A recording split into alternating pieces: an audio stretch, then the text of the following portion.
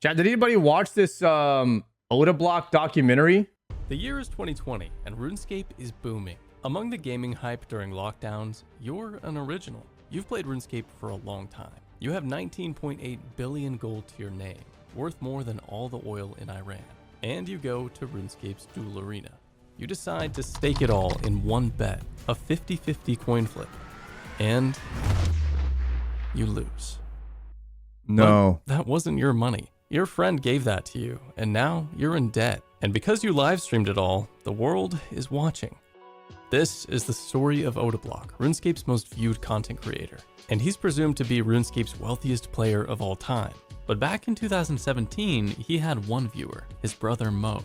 He started out by live streaming his high-risk PKing, RuneScape's most intense and riskiest form of player versus player. So that's how Odablock went bald. He lost all of his money in a duel because it looks like he had hair. And then I guess maybe after he lost all of his gold in the game, he just immediately went bald from all the stress on trying to make his money back. I didn't know like how Odablock got into debt per se, but I guess was it all really from just that one duel? So he was 5 billion in debt. No, this says 258 billion in debt. Damn. Wait, who's actually 258 billion in debt? That's like $100,000 in real life. Brother owed a house. He borrowed a house worth of gold. That's crazy.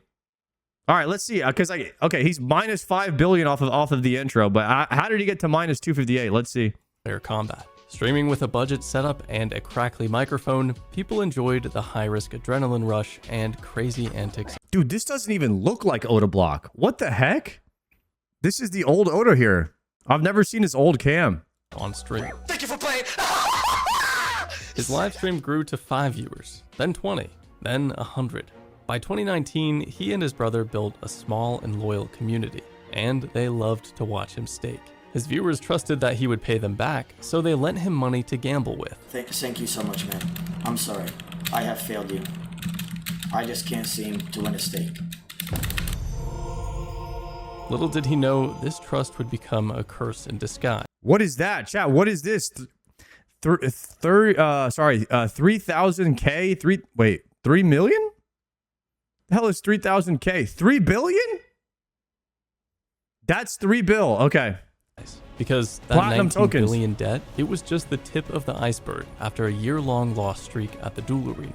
By 2020, he dug himself into a hole of 258 billion gold. His fans were waiting for their money back. People called him a scammer. Even his long-term viewers were doubting him, and people said he would never pay it back. This is Odablock's story, how he went from 258 billion in debt to becoming RuneScape's richest player.